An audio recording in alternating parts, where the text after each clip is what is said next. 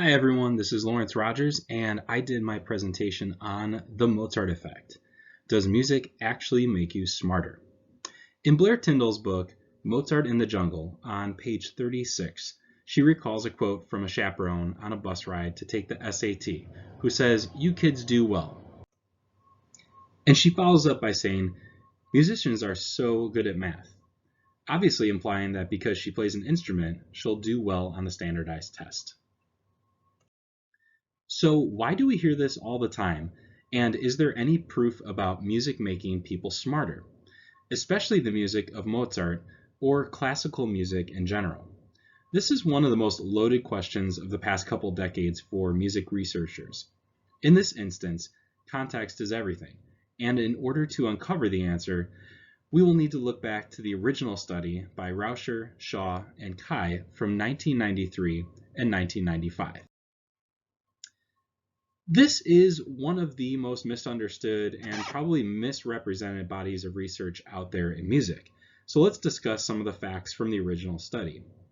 According to the Journal of the Royal Society of Medicine, in 1993, Rauscher made the surprising claim that after listening to Mozart's sonata for two pianos, K448, for 10 minutes, normal subjects showed significantly better spatial reasoning skills than after periods of listening to relaxation tapes or just sitting in silence.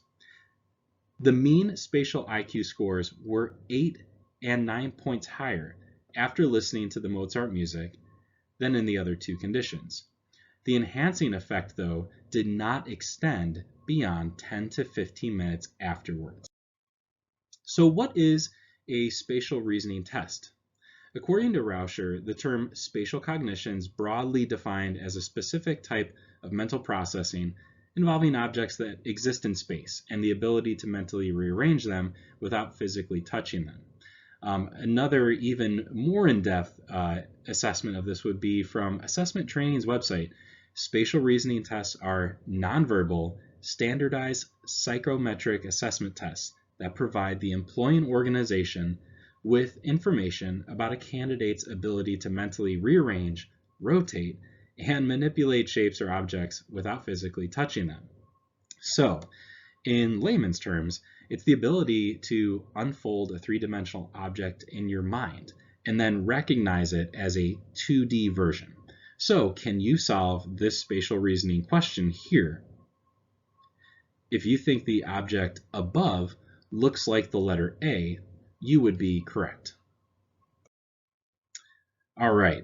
Does the Rauscher study state that music makes you smarter? So to answer the question, let me be very clear about the way I word this. The original report by Rauscher, Shaw, and Kai showed that subjects of the study had a temporary increase in scores of 8 to 9 points on a spatial, temporal, or visuospatial portion of the Binet intelligence test, and that was after listening to the Mozart sonata. So for this set of circumstances, and for these subjects in this particular study, yes, it showed an increase in their ability to complete a spatial reasoning test. However, at no point in the study did Rauscher ever claim that listening to Mozart, let alone classical music in general, makes people smarter. So per the original study, the answer would be no here. So why has our society heard so much about the Mozart effect? After the report was published, the press took the information and the results and basically generalized the findings. Now, to be clear, researchers do believe that spatial temporal reasoning is a skill that can translate possibly to increased math abilities, but there's no scientific proof of this yet. What the news outlets did, though, was they generalized the very specific findings of the Rauscher study and boiled it down to listening to Mozart will make you smarter. Or over the course of time, we've even generalized this even further to listening to classical music will make you smarter. Today, you can even see how companies have capitalized on this concept. The Mozart Effect Resource Center has a website and company dedicated to selling consumers CDs and materials that claim to help the, quote, transformational power of people's health, education, and well-being. And while they cite many potential benefits of listening to Mozart, they do not actually make any claim that listening to their content or product will make you smarter. In fact, on their frequently asked question page, they ask that exact question and give an answer citing some of the research by Rauscher, but they never actually even answer their own question. And at the same time, Governor Zell Miller of Georgia approved legislatures to spend $105,000 of taxpayer money on new cassettes and CDs for newborn babies at the time. And that was so that they could listen to classical music, according to DeMorest and Morrison. So, what is the further research? One of the other well-known research studies is by Schellenberg in 2004, and it did also show an improvement in IQ scores for children 6 years old at the time of the study. There were a total of 144 children studied in this research who were assigned to one of 4 groups. 2 of the groups received keyboard instruction and voice lessons for 1 year, and the other 2 groups received either drama lessons or no lessons at all.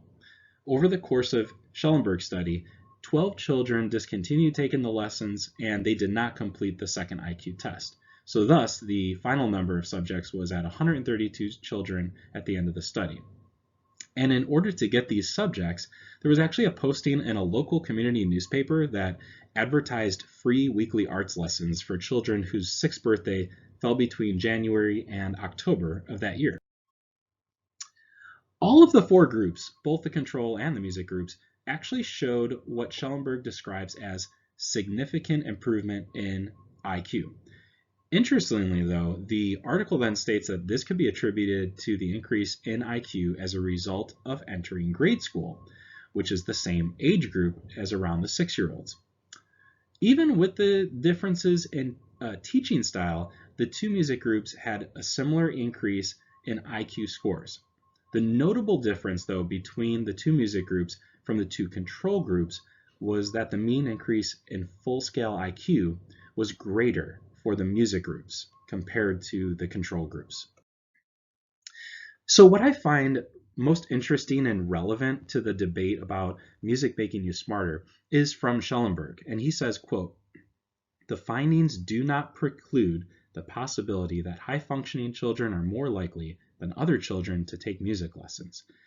And what that means is the research was also done with students or families who opted to enroll their children in lessons.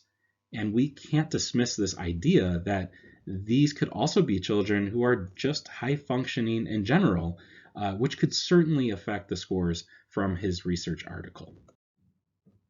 So, does music make you smarter? There's a fantastic article about this by DeMorest and Morrison from 2000 that encapsulates this answer and articulates it very well, in my opinion.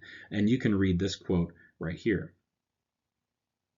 Essentially meaning that music making you smarter has been then generalized by our press to mean that music is making you smarter at something else, rather than just music in general. There are, in fact, studies, though, that show students who study music tend to score higher on standardized tests, like SATs, but again, to reiterate what Schellenberg said about music students, it is that we cannot dismiss the possibility that higher functioning children may just be more likely to take music lessons. So before I wrap up and conclude, we really can't dismiss the fact that in 2001, Schellenberg did a study about arousal, mood, and the Mozart effect. And in this report, he states that it's possible that the Mozart effect has little to do with Mozart in particular at all, or with music in general, and rather it could be represented as an example of an enhanced performance caused by manipulation of arousal or mood. So moreover, negative moods and boredom can produce deficits in performance and learning, whereas positive moods can then tend to lead to improved performance on various cognitive and problem-solving skills. So in conclusion, with all the research by Rauscher, Schellenberg, and many others trying to replicate the same effects, sometimes without any success, I can conclude that music can certainly make you smarter in music, and in some very specific case studies, it may improve your IQ scores for spatial reasoning on the Binet intelligence test. However, there is no body of proof or scientific study yet that links listening to Mozart, or even generalized classical music for that matter, to an improvement in other core subject areas. Thanks everyone for listening to my presentation. This has been my first attempt at a video voiceover, so thanks for sticking with me, and I hope you enjoyed it and learned something new.